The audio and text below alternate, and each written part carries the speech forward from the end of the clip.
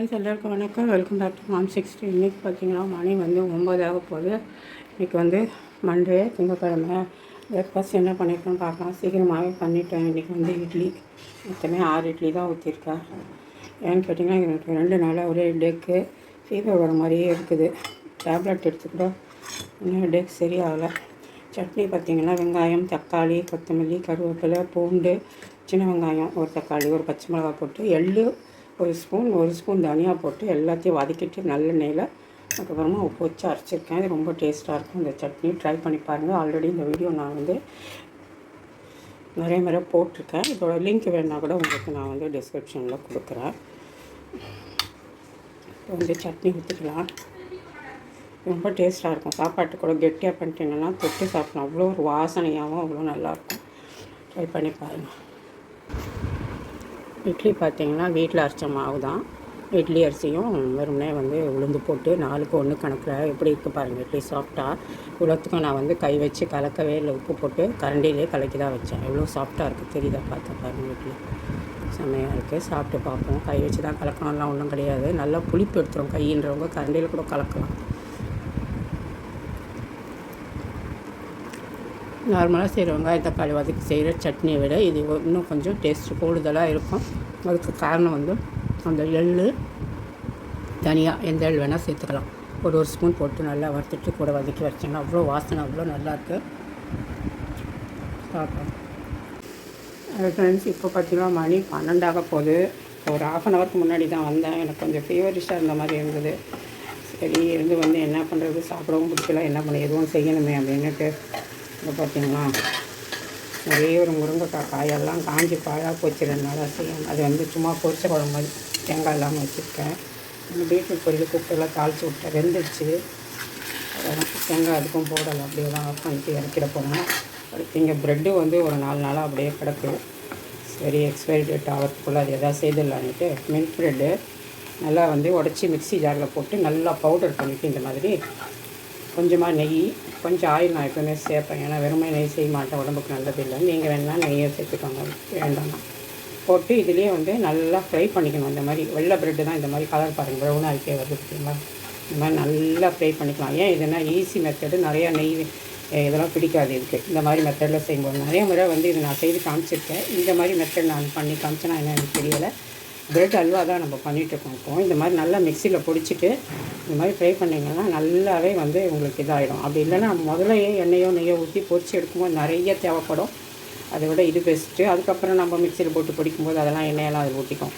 ரொம்ப ஈஸி, சுலபம். இது கொஞ்சம் பொறுமையாக வந்து வறுத்துக்கணும். வறுத்துட்டு நான் காட்டுறேன். நெய்யும் எண்ணெயும் தான் சேர்த்து வறுக்கிறேன்.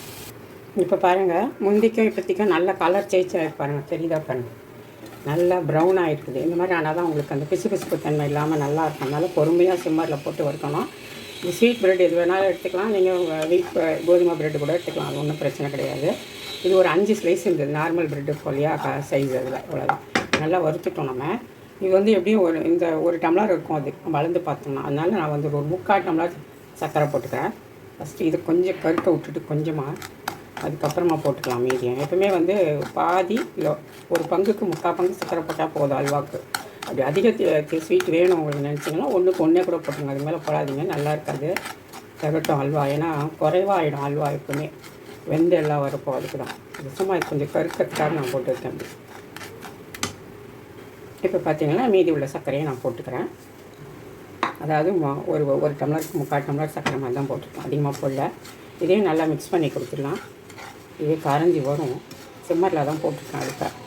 ஏன்னா ஏற்கனவே கொஞ்சம் ப்ரௌன் ஆகிறதுக்கு வர சக்கரை வந்து போட்டோம் இல்லையா, அதனால் கருகிடும். இப்போ இதிலே வந்து நம்ம பால் சேர்த்துக்கலாம். இது வந்து பச்சை பால் தான் நான் சேர்க்குறேன். ஸ்டவ் ஆஃப் பண்ணிட்டேன் நான். இது வந்து கொஞ்சம் திக்கு பால், அதனால் இன்னுமே கூட தண்ணி கூட நம்ம சேர்த்துக்கலாம். இதெல்லாம் மிக்ஸ் ஆகட்டும். சர்க்கரை, பால் எல்லாமே. நான் ஸ்டவ் நிறுத்தி தான் வச்சுருக்கேன். நான் ரொம்ப கருப்பாகிடுங்க. இப்போ இதிலே இன்னுமே கொஞ்சம் பால், காய்ச்சின பால் எடுத்து சேர்த்தேன். மொத்தமாக ஒரு 3/4 டம்ளர் பால் இருக்கிற மாதிரி. இப்போ ஸ்டவ்வை நான் ஆன் பண்ணிவிட்டு சிம்மரில் போட்டேன். இப்போ பால் எல்லாமே எடுத்துருச்சு பாருங்கள் ப்ரெட்டு.